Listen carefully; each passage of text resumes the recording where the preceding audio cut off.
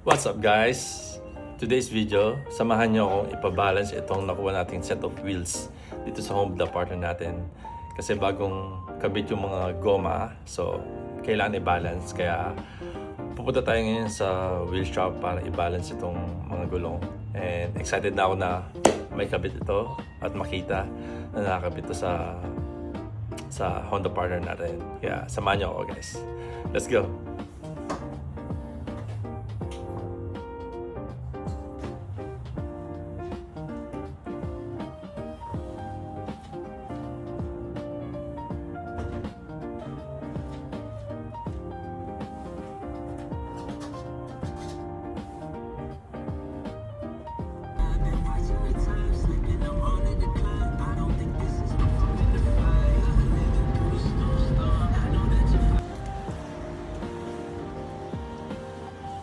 Talaga to kaya?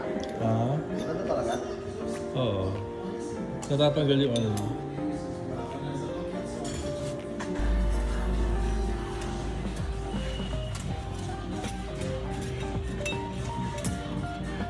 Kaya, tagal na rin kayo dito? Saan? Dito sa Duran. Oh, mag-ano? Videos na rin. mag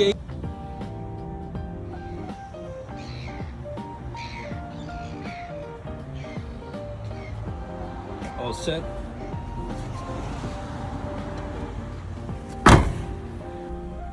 So okay na yung mags natin, na balance na guys. So ayun, nasa likod, ready for fitment. Excited na ako guys na may kabit to. So let's go home and then palitan na natin tong mugs o stylus na nakabit dito sa Honda partner natin, and then ikabit na natin tong mugs. Let's go!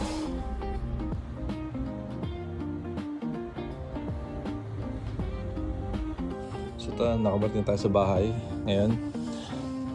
Last look ng stock wheels, and then kakabit na natin yung mugs na pinabalance natin.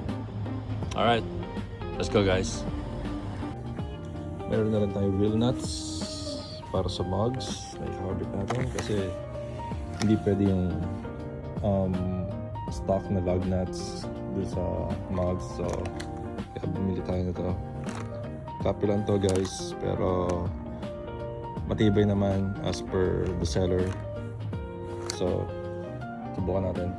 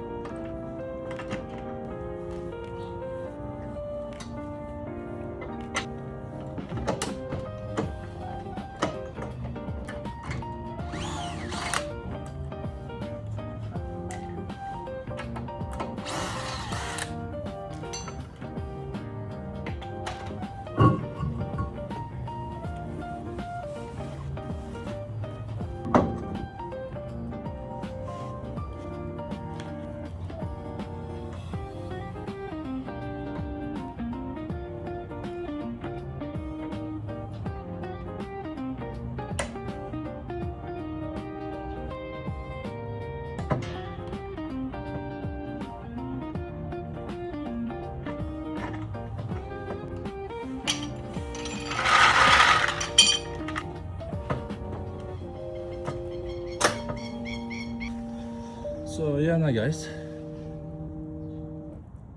What do you think guys? Mataas pa. So I think 15 inch. So tinesting ko muna kung ano yung magandang fitment, whether itong 15 or yung 16 inch. So mataas pa talaga, so kailangan talaga yung lower.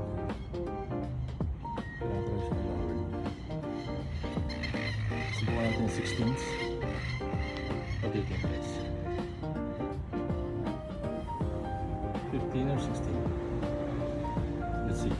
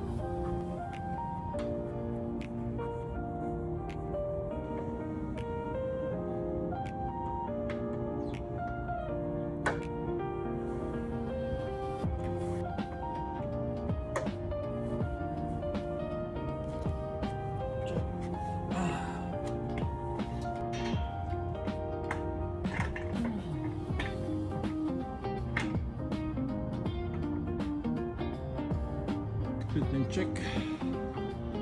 16-inch. What do you think, guys? 15 or 16? Let's stick to 16 hanggat hindi pa na papalitan yung coilover. Okay, let's put 16, guys.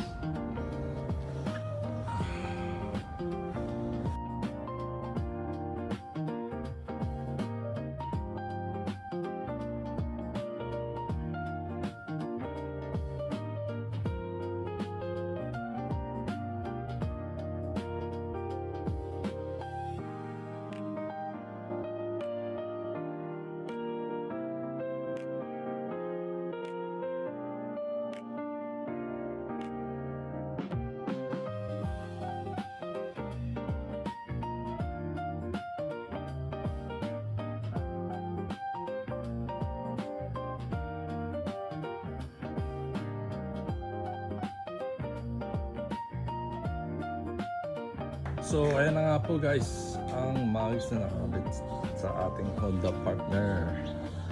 Ano masabi nyo guys? Napananggap. Napananggap. 5 buong kamay. Pasok na pasok pa. But, tingnan nyo naman. Kahit pa paano nagkaroon na siya ng forma. Diba? Kaysa stock wheels. Yan. Side view. Oh. So tingin nyo guys. Okay naman. So kakapit natin coilover. Yan. Pero takbo muna natin ng ganito for the meantime. Siguro for a week. Just for a week. Let's see. Ma-enjoy muna natin yung stock. And then ayusin natin yung coilover. So, kailangan ko pa i-modify yung coilover. Yeah. Napakataas pa talaga. So, mas tumaas siya kaysa dun sa stock na gulong na nakabit. Kasi 16 to. So, ang specs nga pala niya 205, 50, 16. Tapos yung mugs is 17 by 7. No, 16 by 7, sorry. 16 by 7, offset 45. Yan. Hindi ko na pala makabit yung ring kasi tumatama dito sa lug nuts. Ito. Tumatama siya sa lug nuts. So may ring yan nakasama. Ito. Ganda sana nakakabit. Although pwede pa rin naman ikabit kasi nakaangat siya ng mga siguro mga 3mm. Nakaangat siya dito. So hindi siya nakalapat dito sa lip. Nakaangat siya. Siguro dito nakapantay siya dito. No, mas mataas siya dito ng konti. Naalala ko kasi finit ko nung kanina. So, pero okay lang. Kahit wala yung ring. Siguro in the future pag nakakita ulit tayo ng ibang lug nuts. So bagong bili nga pala itong lug nuts na to. So ayaw ko naman agad palitan. Bagong bili ko lang. So kaya ko muna. Yan ang muna gamitin natin. Yung lug nuts na yan. So test ride natin. Test drive. Tingnan natin kung na yung magiging experience natin sa bagong mugs na nakakabit. Okay. Let's go! So, ride-wise guys, okay naman. Okay naman yung takbo ng sasakyan natin with the new wheels, new set of wheels. So, andito ako ngayon sa gas station. Lalagyan ko lang ng... I-check na rin natin yung mga hangin, lahat ng hangin ng gulong para just to make sure they're all even. Kaya waiting lang tayo on the line kasi may nakasalang na ipapahangin, kaya hold lang tayo guys.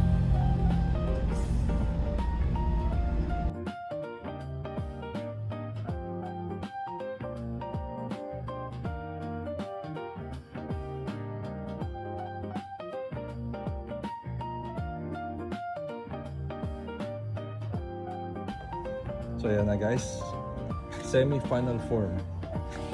Ba't ko sinabi semi? Kasi kakapit natin coilover one day. For now, ganyan na muna siya, stock height. At least napalitan na natin yung gulong, yung mugs, nagka-forma na siya. It looks good. So yeah, so here's again the time coilover. For the meantime,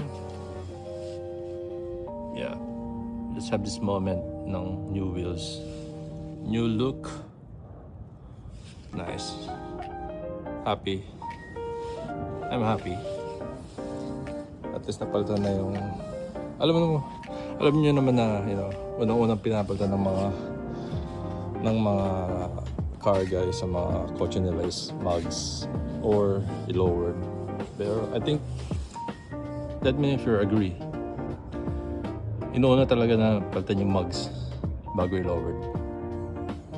Comment down below guys kung agree kayo or ganun din ba yung ginagawa niya. But for now, I'm happy. Napalitan na, naikabit na natin yung Advan Racing TC1. Unang-unang Advan Racing Tour competition. Bugbog lang talaga siya. Ang daming gas-gas. Pero okay lang. At least we got JDM wheels. Ayan. So, next, dilinisin natin yung wheels para lumabas naman kahit paano yung original paint niya, matanggal yung mga debug. Sobrang ganda. But still, I'm happy. And nice fitment. Do you agree guys? Was it a nice fitment? 205 45 offset. Ako happy ako. Akala ko mas maganda siguro ikabit yung 195 45. Actually, mas low profile. Pero sa 50 series, actually, not bad. Not bad for the 50 series. Medyo meaty look. Meaty look. Yeah. So, I'm happy for the outcome ng new wheels natin. So, standby lang yung 15-inch. Ito. Standby lang siya. But soon, in the future, kakabitin natin yung 15. For now, let's keep the 16 on white. Nice. Alright. Thank you for watching guys. I hope nag-enjoy kayo dito sa video to. And sana sasabihin niyo pa yung mga susunod na transformation na gagawin natin dito sa bagong partner natin. And yeah, but for sure, I'm gonna go with the time. We'll do the coilover. And then, tingnan natin kung ano yung susunod na gagawin natin. But for now, enjoy lang natin ng bagong views natin ngayon. Kahit hindi pa naka-lowered. Kahit medyo mataas pa siya. Or mataas pa talaga siya. Okay. Thank you guys. Hope you enjoy this video and see you in my next video. Peace.